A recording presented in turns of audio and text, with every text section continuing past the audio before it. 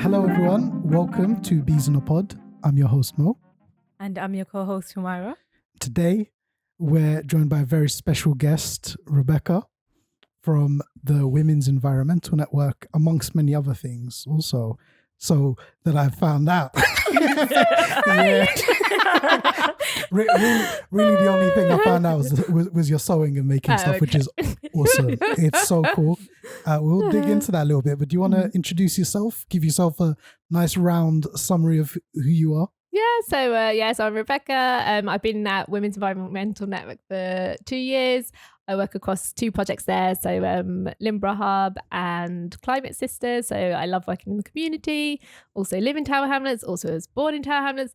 So I really love working with people and also very into like sustainability. And yes, I also sew a lot. I like to make things. The sewing stuff was so cool because I wish I had the skills. I tried to start something a while ago with a friend of mine. We started like a little sustainable fashion thing called Ocean Sway. Oh, cool. Well, it was a really cool project. It was all about, we were trying to, he's a tailor and his dad is a tailor and he comes from the kind of Bangladeshi background of tailoring and manufacturing in the East End.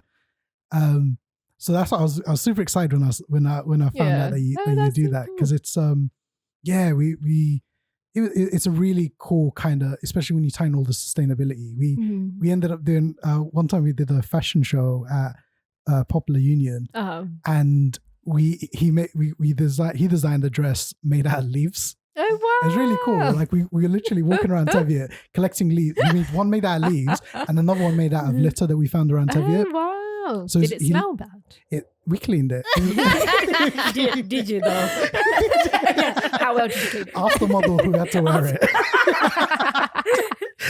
Or smell them. Yeah, people were looking a bit sideways and we were like, sustainability, because we got to like say a little piece. So I was like talking about the pieces. But yeah, that's really cool. So I guess let's dive into that first, because that's not what you do in your full-time work. No. And I think before we talk about full-time work, let's talk about passions, cool. Which seems to be your passion, right? Yeah. Like I think definitely at this point it would be like, my mastermind subject, sewing, even though like I was never trained. Like the last sewing classes that I probably took was like when I was in year 8 at school.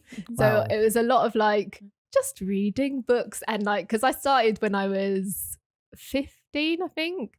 I just decided I'm going to start sewing things. And then I went straight in with making a pair of trousers, which is not the easiest thing to make, but somehow managed to do it because, I was just like a teenager and just had like lots of enthusiasm. So I kind of started sewing my bits like around then and kind of fell out of it a little bit and then got back into it a bit at uni, and I did sculpture at uni, and then I ended up, because I realized I really like sewing, I ended up doing like a lot of like textile kind of work and got me back into sewing my own clothes. And then I think probably like lockdown, I guess, was like when I went, okay, actually I'm gonna do this quite a bit. And then I set up my Instagram account, and then that just kind of like took off. Like I don't really know like what I've got no training. I don't know. It just does quite well. You're doing a good job. You're doing a great job. I just take photos of myself standing in my living room looking miserable. But no, I love sewing clothes. I love thinking about like where materials are come from and things. And I think because I used to work in I worked in like a vintage shop when I was 8, how old was I? 20 maybe, for like quite a few years. And it kind of really made me think about like where clothes come from, where textiles come from, where clothes end up. So I think that's always been something that I've been really interested in. And then learning as well about like conditions, how people work, how the clothes are produced, what it's like for the farmers. Like it just really like, really spurred me on to be like, it's really important that we think about where our clothes are coming from, and, making them is one way that we can have a bit more control over that. Buying like secondhand is another way. But yeah, so I think that's what kind of makes me continue to sew. And also, is that what things. Is that where your kind of passion, I guess, for sustainability and the environment, did it come from there? Yeah, I think definitely. Like it was that was definitely like kind of the thing that got me into it. Because then like I had my son, so I've got a little boy who's like 8, and when I had him, then I started to think about like, oh, you know, where did the nappies come from, and I'd like to make sure that they're not getting thrown in the bin and stuff like that. And so then I probably got like a little bit more into like low waste living-y type stuff. But yeah, it definitely all stemmed from like clothing and fashion, and just trying to do things in a bit more of a environmentally friendly way. That's awesome. So I guess then let's talk a little bit about your role at When, because you're in Limburg Hub. That used to be our old home. You'll get your place sometimes. Honestly, we got so many memories there. That's where me and Humaira first kind of got involved with really LIC as teenagers. We were like little kids. How's it going over there? What kind of stuff do you do over there? No, it's going really well. So we work with very much like with the local community, because as you know, like it's at the bottom of like flats. So we've got like loads of people around us, and then it's all kind of all the flats are centered around a garden. So there's an amazing garden that's there. So the project that we're on is part of the bigger Just Fact project, which is Just Food and Climate Transition, which is based in Tower Hamlets, which is another When project. And we're looking at like food justice and ways that we can kind of create different food systems within Tower Hamlets, and then kind of go outside of Tower Hamlets and say, look, these are the things that we've been doing. This is what we think could work for other places. And at Limburg, it's very much, we call it like a grow, cook and eat project. So we do lots of growing, lots of cooking, but also lots of eating. Nice. Which is great because I love food. So it's really, so lots of gardening, which is amazing. Love gardening. And then cooking. I'm not so good at cooking, but you know, like you have to cook in order to eat. So like I understand that it's important. It's just like really lovely. We've got a really lovely community, a really nice like kind of like close group at the moment. We're looking at doing more outreach and things to get more people involved, because still there's like a lot of people who are just like, what on earth is that building? Like, what are you doing in there? It's hard to convey what's going on in there. It's, from the outside it just looks like a flat. Exactly. It's not until you go inside like, oh, there's stuff going on here. There's a huge kitchen, a huge garden. The garden's beautiful. It really is. A great garden space. So what's it like working at When, and why did you decide I understand you get interviewed and all of that, but why did you decide to work there? So actually my friend Linda was working at When, so she'd started before I did, and because I kind of like had these kind of like interests, there was a job that came up and she was like, oh, I think you'd be really good at it. And of course I was like, no, of course I wouldn't. What are you talking about? That'd be horrendous. Of course I'd be terrible at it. But she persuaded me to apply for the job, and then like I managed to get the job, which is really great. And I think because before that I used to actually work with young people. So I used to work at a college doing kind of like, we did like a lot of horticulture. So I kind of had that kind of like growing background.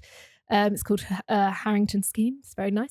So all the young people I worked with had learning differences and like disabilities, and just absolutely loved it.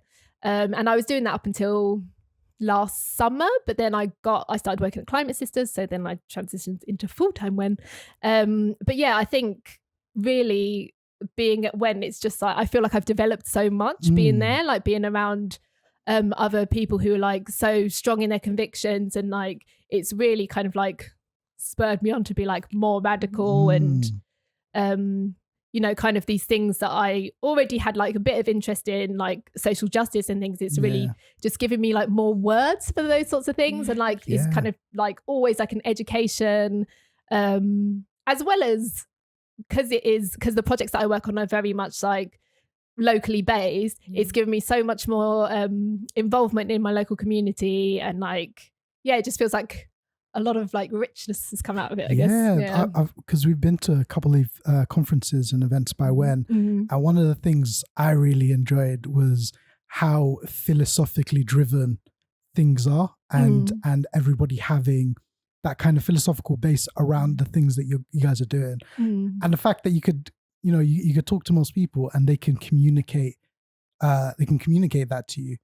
I found awesome, because I studied politics in university, cool. so I'm super interested in these sort of things, and it's a really interesting insight, because you're taking all these kind of political theories and you're like, oh, actually, look, here's it in action, which is awesome to see. So you mentioned Climate Sisters.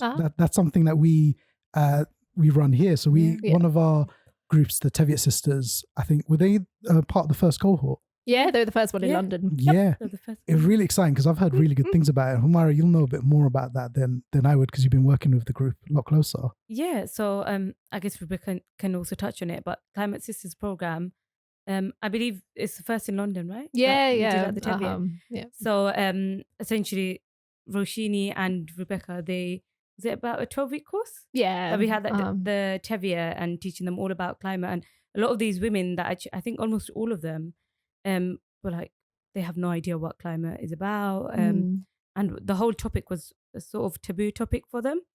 They joined, and then throughout the course, they've learned so much. And then now some of them are on phase 2 as well. Yeah.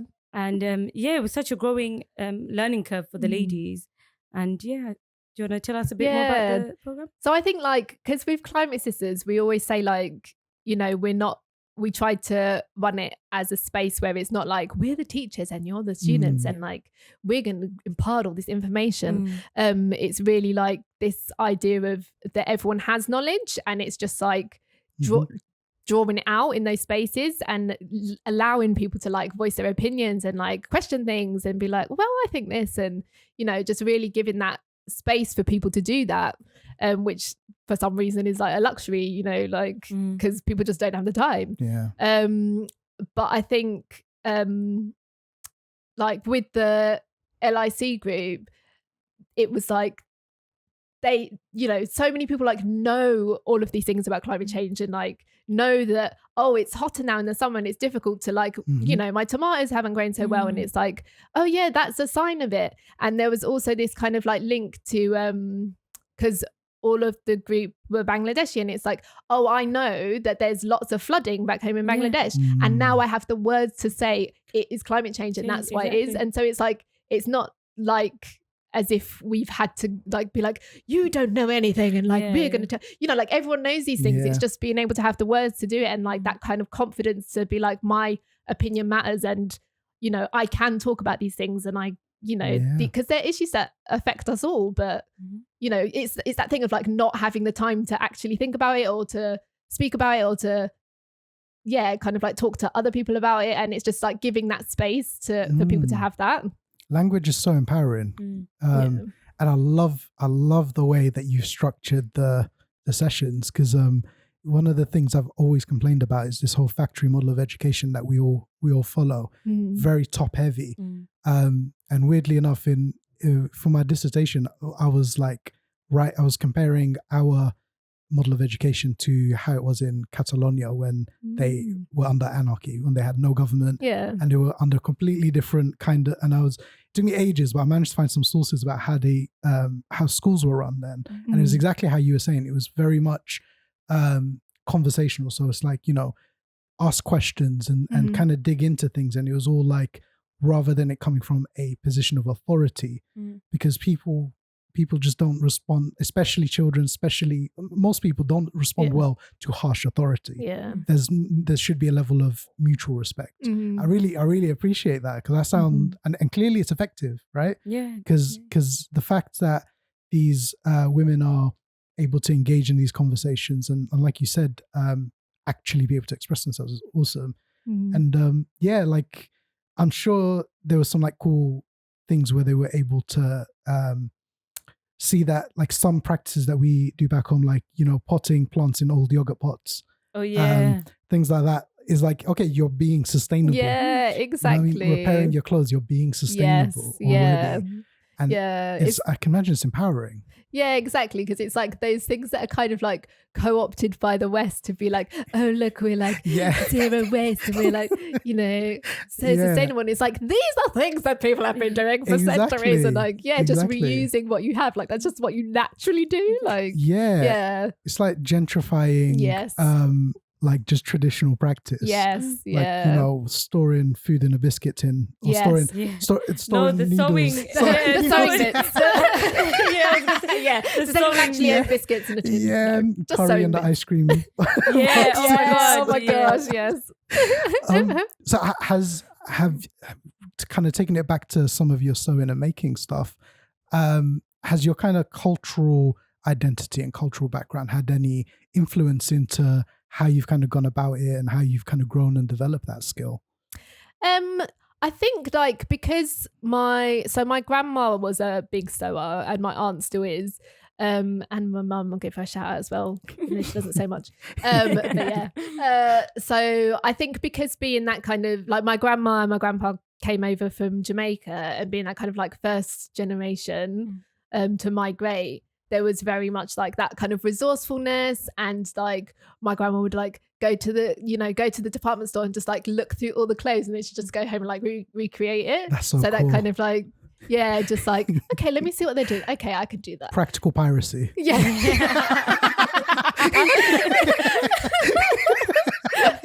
yes. I love it. I'm here for it. Oh gosh. Yeah, so I think there's like a part of it came from that, because I think like, you know, if my mum hadn't had a sewing machine and like didn't know how to sew and I didn't think that making your own clothes was a thing, I probably wouldn't have like seen it as an option. But because I'd kind of like grown up around it, I was like, oh yeah, I can make my own clothes. Like I can see something in a magazine and be like, oh okay, I'll give it a go. So yeah, I think it definitely does come from like family, and like that's see, you know, like sometimes you have to see something to be able to dream that you can do it. Does your passion kind of go anywhere beyond, like does it nourish you beyond the kind of physical art that you create?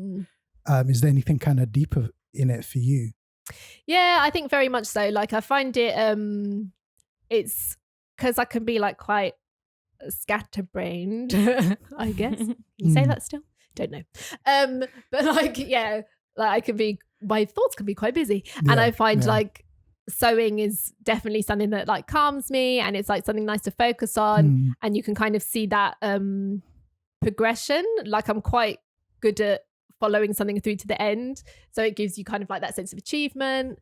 And just like, I do really think like it's quite magic to like make something, you know, to take a piece of cloth, which is essentially like 2D, and you just make it into like something that like fits a 3D body. Like it's really cool. Community, a passion for this. No, it's really fun. And I think also there's like a lot of I'm very slow at sewing because I procrastinate about everything. But like I kind of like that about it as well. Like I really like I'm really quite like to do like measurements and like check, oh no, is this going to be fun? You know, like I quite like the whole process of it, and I like taking my time on it, and it's like allowing myself that to take my time, and it's not a stressful thing because it's not something that I'm trying to like sell or make money from. Like, you know, it's something that's just for me. Oh, that's awesome. Amara, do you want to pick a question? Yeah. So how can we encourage more people of color to think and be more sustainable? I think because, you know, like we said about you know, like the curry and the ice cream tub, like I think there's so many things that people already do that are sustainable, that are like culturally passed down. So I don't even think it's necessarily that people are not being sustainable. It's just that maybe it's not in the ways that society kind of like says is being sustainable, popular ways. Exactly. So, and just because that's interesting, just because someone's like isn't buying organic food doesn't mean that, you know, they're not cooking meals from scratch every day, you know. And it's like all these, it's like, where do you kind of what's the words, something like, you know, there's value in lots of different ways of being sustainable. And so I think it's not even necessarily that you have to kind of like validate someone's sustainability, because I feel like a lot of people do these things anyway. It's more just maybe linking it to, you know, these practices are environmentally friendly, and the things that you're already, like a lot of the things you're already doing are good for the planet. And this is why it's important to continue to do those things.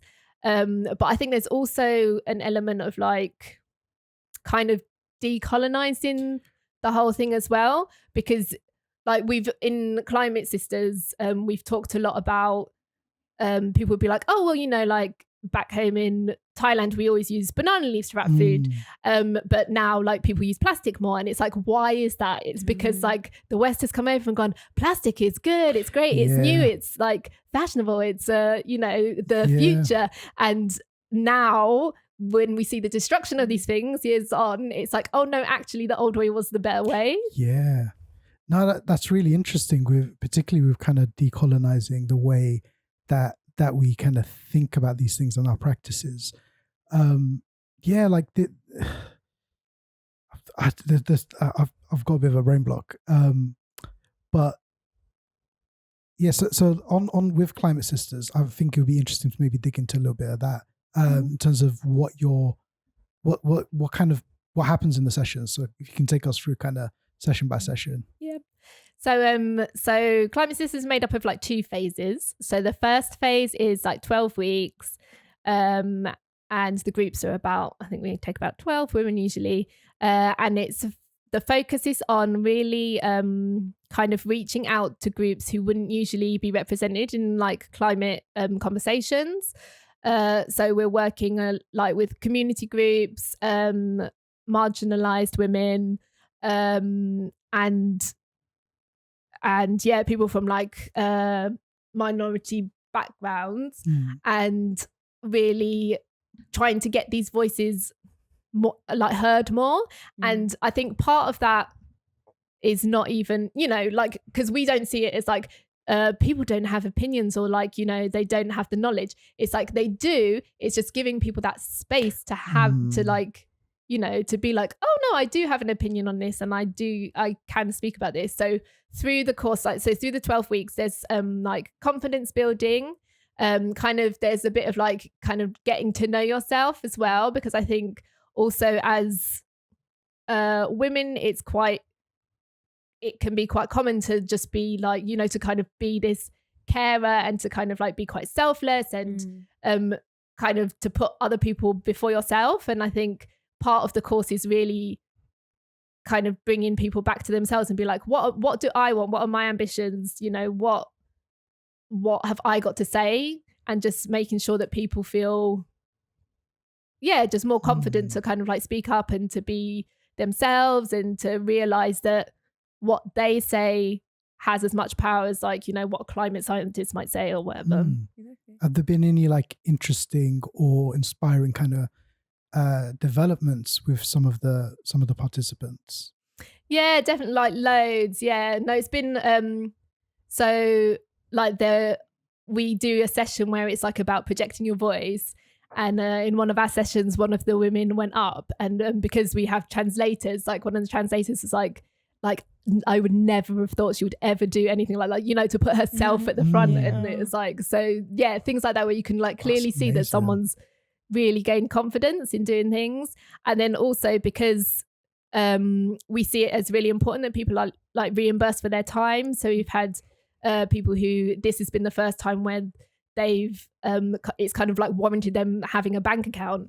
So like just that, like, you know, that step towards being, but you know, just kind of like that development is like really cool, because like that's so inspirational. I know one of the women we've been working with for a while, Aaliyah, right? She's incredible. She's amazing. Yeah, she is one of the most inspirational people I've ever met. And from when we moved into the Tevye Center up until now, she's just been on a constant growth. And then to see her, is she one of the translators, right? Yeah. To see and for her to kind of move to a paid position is so inspiring. And it's a testament to the work that kind of goes on here in community work and how it can really empower and uplift people. I've always admired the whole paying people for their time, because that's the value we impart on our young people. So it's always, if our young people are taking part in anything, their time is valuable. And more so than that, like we're here to address systemic issues. And a root of all of these issues is money, really. Yeah. It's being able, it's kind of trying to mitigate these barriers, and oftentimes those barriers are financial. Yeah. And I've always found that really interesting. And have you seen any kind of real life impact on paying these women for their time in terms of their contribution to your sessions and them kind of, and their development, I guess? 'Cause beyond the kind of obvious, has there been any actual examples where somebody's mentioned anything like that to you? I think, there's definitely been like, some of the women have been like, this is the first time like I've ever been paid, or like, ever had any sort of income. And like having an income is like empowering, because it gives you choices, right? Like, so I think for some women it's really, again, that's like something that's kind of like helped their confidence to grow and to be like, oh, okay, this is something that I could do. But also like kind of not necessarily on the flip side, but like another kind of outcome has been that some of the women have kind of thought that, like others might be just joining in for the money. But we've always said like, if that's the motivation, that's absolutely fine. Yeah. Like, there's nothing wrong with being like, I'm just here because I want to get paid, because it's still like beneficial for people to be there. And always by the end of the courses, people always like, I've really enjoyed it. Like, I'd love it to be longer. Like, of course, everyone gets something out of it. And it's even just being like the kind of like friendship that you make in the space. Like there's always going to be something valuable that you get out of it that is more than just the money as well. I've heard the same thing from our young people. Like oftentimes when I do the testimonials, they're like, at first I just joined for the bursary, for the money. You know what, I really gained a lot from this. And it's so cool to see, and that's really interesting to hear that some of the women never had a bank account before. Like, this is the first opportunity for them to have a reason to open a bank account. And definitely that kind of element is I know from my mom, she wasn't I think she stopped working when I was born, and then she got back into working here at the center running the cafe in 2020. And the change that I saw in her was dramatic. And she even like now that she's kind of settled into work, it's she's been open about it, particularly around her mental health and her well-being. And it's amazing to see these opportunities kind of spread out, and then tying it kind of into, like you said, giving them the words and knowledge to be able to explain why they're being sustainable. And hopefully this leads to like they'll keep kind of working in this field, right? That's the hope. It will encourage you to work here. And also like part of the phase 2. So phase 2 kind of the women are given like a budget, and then they are they work towards some sort of like expressive creative output that is to do with what they're interested about in climate change. I've completely lost my train of thought. It's okay. Take your time. This isn't a live podcast, so we're good. We're good. What were we saying about money? No, we were talking about I'm forgetting that. The impact. It's we were talking about how these. I was talking about my mom feeling empowered from getting to work, and these women potentially going on to work in this area. Yes, that was it. So I think definitely, I would hope that people feel like, like they can kind of apply for those sorts of things, and realize that they have something to contribute. And I think that there's actually one of our women also said like, oh, now I would like to get a job and like, you know, I want to go into paid work. And she's like, you know, in her 60s, and that's so cool. Like, right? That is so cool. That's so amazing. Cool. Yeah. Because I think there's, the way that like, that maybe you've like lived your life is like, you think that that's the only way it can be. And it sometimes takes for someone else to come in and be like, oh, well, there's also like these things. And like, have you thought of this? Or like, you know, to even for people to get like the bus to somewhere where they haven't been before, or like, you know, it's just really opening up the possibilities for people. Yeah, like you took the Tevye sisters to a trip to the beach, right? And that was the first time they've been to the beach. I was so shocked. About just under half of the group, and we took 50 women, by the way. So that's like 25 women have never ever been to the beach or never had the chance to. And that's just so amazing. Yeah, it's really kind of opening up different opportunities for self-development and growth. And to talk about kind of integration into the community, particularly the women around here, because I've spoken with some of the women who've lived here for a while, and the kind of they've not been allowed like to talk. I find it really ironic that some of the kind of racist people that we have living in the UK who keep talking about, oh, they're not integrating, all of that, are the ones creating an environment in which people feel uncomfortable to integrate. Yeah. And also when they say integration, really they want to use the word assimilation. Yes. Which is not the difference. You know what I mean? They don't want to take in that culture. And I think it was really, really, really cool to see all of this happening in Tevye, particularly specific to Tevye as well, because this community has been, it was a historically quite a racist area. And I've heard that from some of the women who still live here, you know, getting their doors kicked in, having dog mess left at their door, put through their all sorts of disgusting things happening to them. And to see them now kind of being able to participate in the same things that everyone else can, and to integrate, to bring some of their culture, their knowledge into things, and to be able to share these things are amazing. Yeah, I think that the gardening projects, like quite the one with our urban, is a really cool example, because you got all kinds of people, and everybody's like growing things, and people like we had a resident. An English resident who I was really surprised to hear, like, oh yeah, you know, I've been eating lots of nugget chili now. Oh yeah. That completely, I was not expecting that, and it was really cool to hear. And she grows it herself as well. Yeah, she grows it. She grows it. Yeah, I was so shocked. Which is amazing. It's amazing because that's integration, right? Yeah. Because I'm sure, and you know, the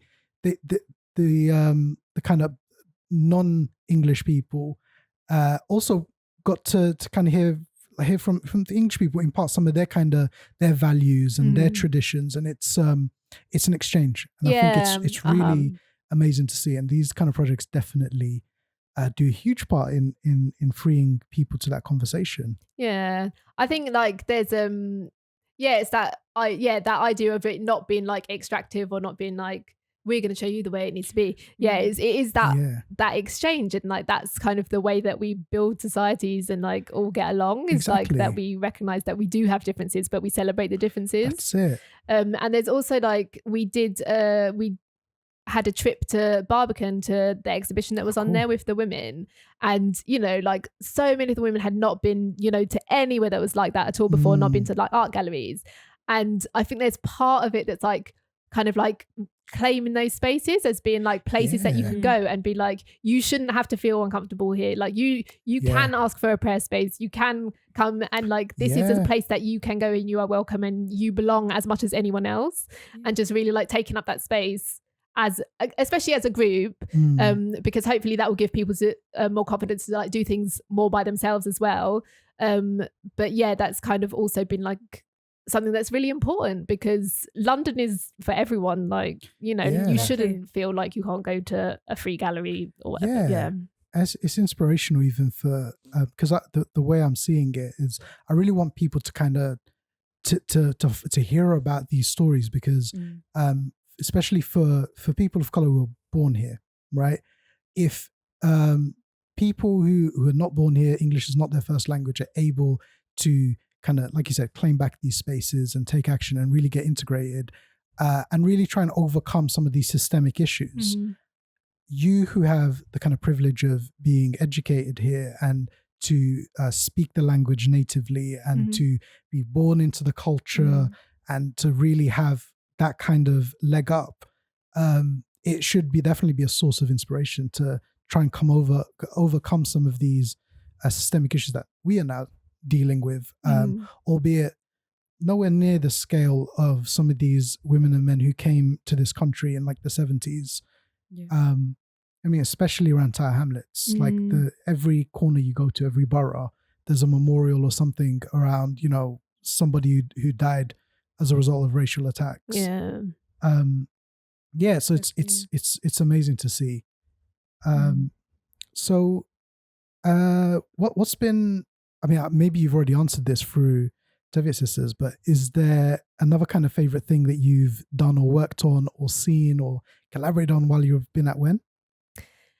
I think one of my favorite things is at Limba we have because we have like quite a core group, we often have celebrations and obviously they involve food because we like to eat, but yeah, just some of the parties that we've had there have been like just so lovely. We usually like have Eid parties and then we have like a harvest celebration, then we always have like a winter party, and like one of them we had like a Bollywood dancer come, and then so like everyone's dancing and it's just like a real like safe space. Like I hate, you know, like such a cheesy thing to say, but like it really is a safe space like for the women that we work with there, for everyone to kind of like be themselves and like have a good chat and express their views, and just to be able to see that and to be able to be like part of that is just like so special and like so heartwarming, and also belly warming because the food is absolutely delicious. I've had some of your food. You know what? You guys really changed me around to vegan and vegetarian food. I was so close-minded before. Have you ever been to their events and tried their food? No, but you've mentioned it in the last. I've spoken about this multiple times. Honestly, every time I go to one of your events, it inspires me to be like, oh, you know what?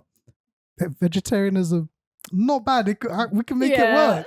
We can make it work. It's amazing. I mean, that's another thing though as well. Like culturally, you know, you think, oh no, like I couldn't possibly be a vegetarian, but then like maybe if you think of like the dishes that you eat, actually maybe it's only like the one main dish that's meat, and then like the rest of it is actually vegetarian. So most people back home, the only time you'd have meat is Eid. And you know what I mean, special occasions. Weddings. So most of the time, especially in Bangladesh, you guys are mainly fish and vegetables, right? The main dish of the Bangladesh is all fish curries and vegetable curries. Now obviously everything's been different now. Because we have access to wealth and we have access to instant, relatively cheap meat. Likewise, I'm Moroccan, and most of our food is actually vegetarian. There's some meat that's been incorporated into it, but really staples are it's all veggie. It's all veggie. On Fridays we eat couscous every Friday. And it's is that a thing? Every Friday. It's a thing in Morocco. Oh, that's so cool. Every single Friday. I mean, it's harder to do it living out here, but when we were younger, when we go to Morocco for 6 weeks, every single Friday, without fail, be couscous, and it's mainly a bunch of vegetables. There's usually a little bit of meat. But really the vegetables are the star. But it's interesting how as a, you know, if we move away from our kind of roots and we indulge a little bit more in things we don't necessarily need to, and really it's not good for you. You know, especially we eat a lot of red meat. Red meat is not good for you. So this is a random one then. So what question do you wish people would ask you? Like, you know those times where you really want to talk about something and you're just waiting for something like, I wish somebody would ask me that. What is that question for you? I don't think I've ever thought of that. Really? I don't know. I can rephrase it in a different way. Maybe that will help. We asked one of our guests. We've done 3 podcasts today. Oh wow! Well, congratulations. This is our 3rd. Thank you. But I'll rephrase it a little bit. So this is one I asked Marissa. Okay. So if you imagine you go home after this podcast and you're by yourself in your room, and then all of a sudden a portal opens up, and out of that portal comes you as a teenager. Oh, nice. What do you want that teenager to ask you that would help that teenager? I think definitely it's like what matters, like what should I be focusing on, what should I not?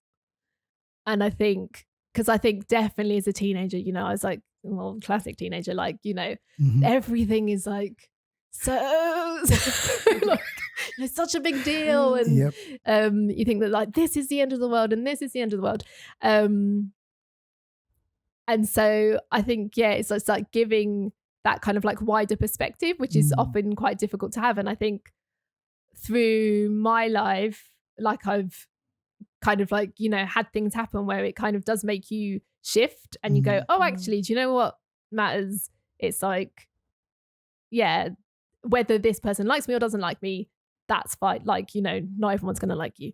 And just really realizing kind of like the things to let go, because they don't help you through life. Like, there are some things like holding the MPs to account, like things like that. Those things do matter, but there's other things that like you can expend so much of your energy on something, and it's like, this is not serving me, this is not like helping me to like better the world. Like, just let it go. Yeah. Were you ever, when did you start becoming kind of politically or socially kind of conscious? Was that you were you that teenager, or did you become that as an adult? Yeah, no, I was definitely not that teenager. I think so. Yeah, someone asked me this, like something similar to this yesterday, and I was like, ooh. So I think what it was I in like 2013, I got really ill and I was off work for ages, and I think it just really made me like look at the world like a bit differently. And after that, I just had like this big like thing against injustice, and I was like, no, but things need to be fair, and like, and I will not be quiet. And I remember like I got back to work, and then like, I was that person who was like, well, why aren't they being paid enough, and why is this happening, and and I think it should be like this, and just being like, really more vocal about stuff, because I think I always did have opinions, but I think it made me just a bit more like set in them and stuff. And I think from then, because that was just like me and like a few colleagues, like, I didn't know anything about like unions or anything. I just was like I was just stumbling through and like writing letters to my bosses and stuff. And I think from that experience, then I've always kind of, then I've had like this interest in, I guess like social justice essentially. But I just, again, like I didn't know the words, like I didn't know that you could like join a workers union or like what they really were, and I didn't really understand. And it's it just feels like something that's kind of growing like constantly, and I think starting work at WEN as well has like really accelerated that and just made me really passionate about social justice, I guess, and making sure that we are working towards something that, like a world where there is equality and things are equitable, and no one is left behind and everyone can feel included. And I think also like working in with people with like learning differences and like disabilities is also like seeing it from that angle as well, and being like, we really need, like it's not people that are broken and like can't do things, it's like the systems and like the society, like we need to be more inclusive as a society, and we need to make sure that people do have opportunities to do what they would like to do, and that we're not leaving people behind, and that where you're born is not gonna I mean, you know, this is like big dream, but yeah, of course. Yeah. No, I completely relate. I completely relate with that, because when I first joined LIC, really it was mainly just, I was 14 years old and it was just music stuff. So I was an angry teenager, angry at school, angry at how the systems were set up. But like you said, I didn't have the words or the kind of context to really understand why am I angry. I couldn't express myself. And when I went to college, and I had my teacher definitely biased me in terms of my thinking initially, because he was super left wing. Like, he was probably that far away from being a communist or an anarchist. He was very, very, very left leaning. But it was a really interesting insight for me, because he was like trying to explain the words for things. So he was like, okay, look, you have to understand, like, this is, this is how the base of the world is based off of money and profit. Really, profit is the main. Once I understood that concept, it's like, okay, so the aim for most the kind of big, the aim for pretty much the whole world is like, okay, let's make that profit, right? Let's make a surplus. Where does that come from? Surplus cannot be achieved without a level of exploitation, right? Yeah. Because you cannot achieve a profit on something unless you produce more than you pay. Yeah. And so I was like, okay, okay, that's interesting. And then LIC really helped me with that through taking us to protests. So my first protest was with LIC, and it was a student protest. I can't remember what it was about now, but it was a student. I think way back in the LIC video, LIC page, I think there's a photo. I was taking a selfie at one of the marches. Left to go back. Yeah, it's still there. It's still there. It's deep in there. So cool. But it's definitely, and I'm really glad to kind of see that. And that's part of the reason why I wanted to stay here as well. It's to try and do my bit to make sure that other young people can also access that same level of understanding and become politically and socially active. And it's so cool to see that still. Yeah,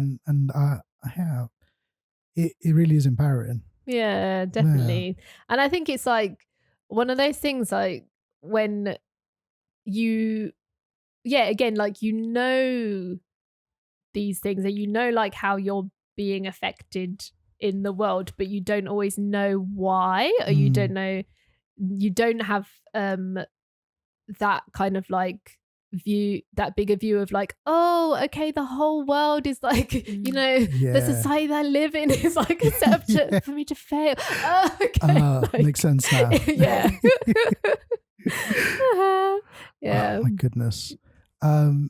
So let's wrap it up there. I think we've spoken for about 50 minutes now. Oh, wow. Time flies. Do you have any parting advice or words or anything you'd like to promote? This, for context, is probably going to go out some point during March.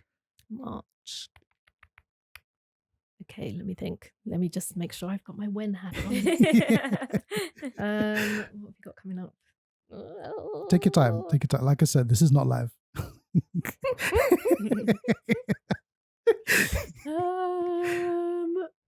I don't know. I can't think of any, like, because we've got like these events this week, but so I can't think of what's in the future. But maybe I'll just be like, check out the WEN website. Or, just generally anything you want to promote. Yeah, go for it. And if you send me anything, I'll pop it in the description and everything. But yeah, go anything you want to promote. If you just want to keep it to advice, share a bit of advice or some final words. Cool. Yeah, I think definitely check out like the WEN website. Look at some of our projects that are going on. If anyone would like to host a Climate Sisters group, do get in touch with WEN. It is great fun. It's lots of fun to be on, so please get in touch. And I think advice wise is just like, I think just question things, like always question things, and never think that like you're not good enough to speak up, or you don't know enough. Like, feel free to like share your opinions, and the only way that we can learn is by like speaking out and learning from each other, and then someone will be like, oh, well, I've seen this thing, why don't you read this, or whatever it is. Like, I think, really don't isolate yourself, don't think that what you think is wrong or whatever, just really get out there, make sure you talk to people, get educated that way, and fight for what's right. I like that. Great words to end on. So thank you for listening to Bees in a Pod. I've been your host, Mo. And I've been your co-host, Humaira. And make sure you like, follow, share, and follow Rebecca on all of her stuff. Yes. Those follow accounts going up. All resources will be in the description, or check out Instagram, link in bio, all of that good stuff. Thank you. Cool.